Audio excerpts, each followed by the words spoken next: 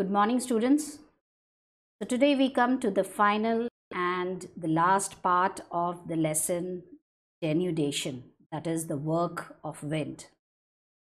So in the last classes, we have been learning about the work of river, how they do the work of transportation, erosion, and deposition. Similarly, the wind also does the same work. That is the work of erosion, transportation, and deposition. In the last class, we ended the lesson with the erosion by the wind. Today we will do the next part, that is transportational work of wind. Now, as far as the transportation work of wind is concerned, the wind carries the eroded material through suspension, just like a river, saltation, and traction. Traction by the wind is also known as creep, where it is dragging the larger particles along the surface. Now, the fine dust particles are transported by suspension, and they can be carried thousands of kilometers by the wind in an upward moving air. Coarser particles of rock waste may be carried by the wind for a short distance because they are heavier, so they can't be carried for a very long distance. Strong winds can carry more rock materials and for a greater distance. The medium-sized rocks are transported through bouncing and jumping. These are the medium-sized rocks, you can see.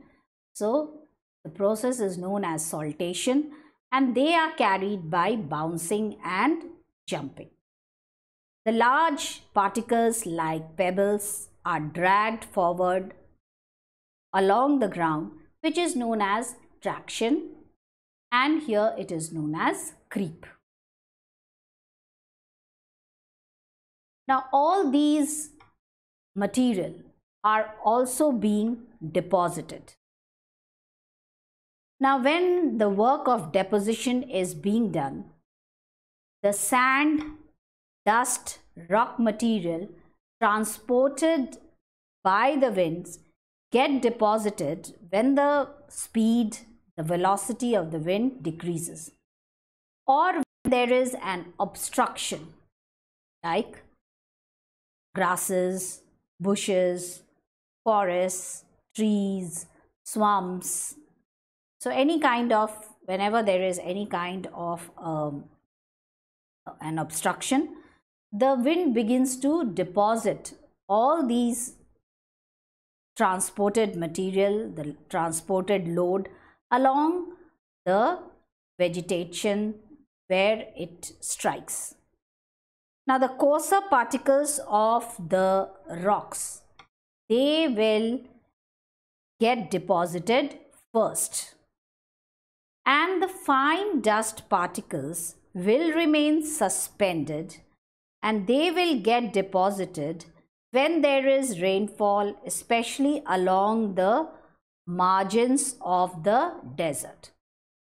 So, when there is rainfall, some of these particles are carried and they are deposited along the margins. They can be deposited here, you can see over here, and they can also be carried to far off lands with the help of precipitation and can be deposited over here.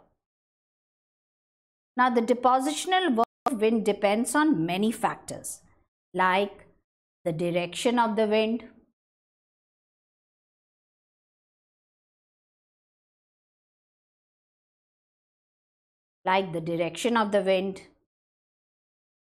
the amount of dust particles, rock fragments, and the topography of the region.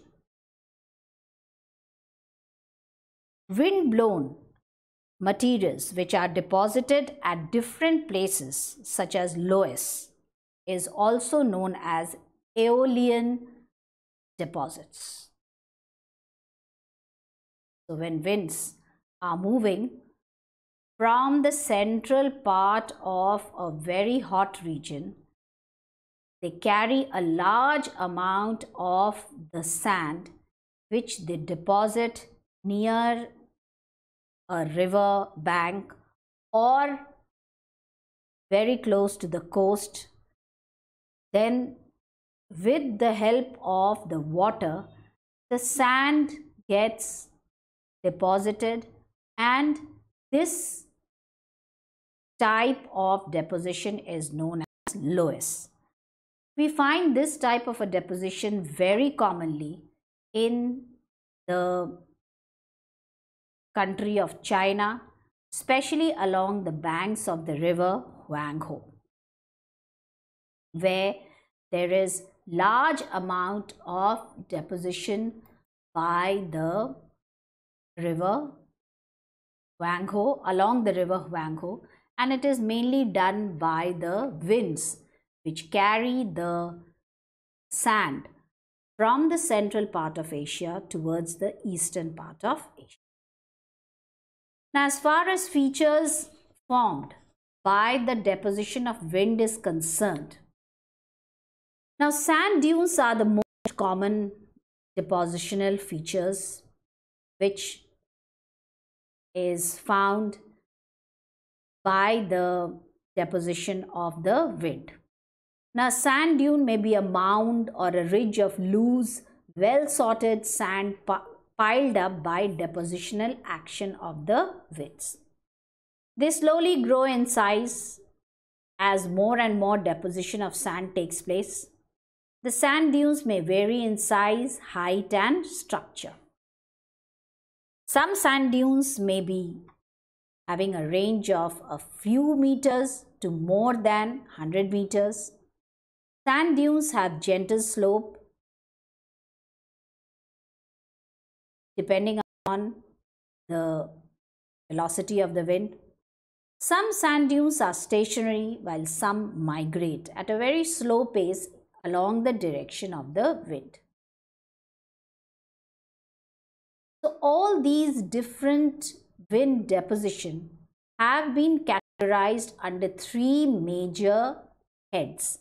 They are longitudinal sand dunes, transverse sand dunes, and crescentic sand dunes or the barcons. Now let us learn about the longitudinal sand dunes. Longitudinal sand dunes are also known as seef dunes. Seef in Arabic means sword. They run parallel to the direction of the wind. You see, the wind is blowing in this direction and they are parallel to the direction of the wind. These are diagrams. This is a picture of how these types of sand dunes are being constructed. Now they are long and narrow. See, they are very long and narrow, and they can extend for a length of several kilometers. They are very high ridges. In the diagram you can make out that they are very high ridges, and the strong winds blowing through the gaps. See how the wind is blowing through the gap. Narrow depressions between two parallel seef dunes keep sweeping the sand. So the wind is blowing in this direction, and the winds which are occurring here, they keep on sweeping the sand, making the ridges of the sand dunes higher. Seef dunes are generally stationary and are formed in areas where strong winds are blowing. Such dunes are very common in the Thar Desert of India, the Sahara, and in the West Australian desert. Next we come to the transverse dunes. Now, transverse dunes are deposited at right angles. So, they are dunes which are making a right angle. See it? The wind is blowing in this direction and they are making a right angle to the direction of the wind. That is why they are known as transverse winds. The formation of such dunes take place due to the presence of obstacles like trees, shrubs, rocks, etc. Transverse dunes are also barchans, which are formed mainly because of the right angle direction of the wind. Now, the last type of deposition is known as the crescentic sand dunes or the barchans. Now, these are crescent shape. You can see they are crescent shape. And these are special type of sand dunes which are deposited at right angles to the direction of the wind. So, they are also known as transverse winds. So, they are all being formed due to the deposition in a right angle direction. The horns, these are the horns of such a sand dune, points away from the direction of the dominant wind. The wind is coming in this direction. The horns are pointed away, the opposite side of the direction of the wind. When we make a cross section, the leeward slope is relatively steep. This is the leeward slope, that is the opposite side of the wind. You can see it is pretty steep, while the windward side, that is the side along which the wind is blowing, is gentle and it is convex. This opposite side of the wind is concave, while the windward side is convex. Barchans migrate as sand grains blow up the windward slope. The windward slope keeps on getting added due to the sand being deposited, and so they keep on migrating at a rate of about few meters per year according to the direction of the wind. The central part of it is high. Central part, this part is very high, while the two horns in the corners are low and very narrow, become very narrow. These dunes are formed in groups, so they resemble waves in the sea of sand. They are all formed in groups, not single barchans. We don't normally see single barchans. They are all formed in groups. Now, these migrating sand dunes may be a threat to desert life.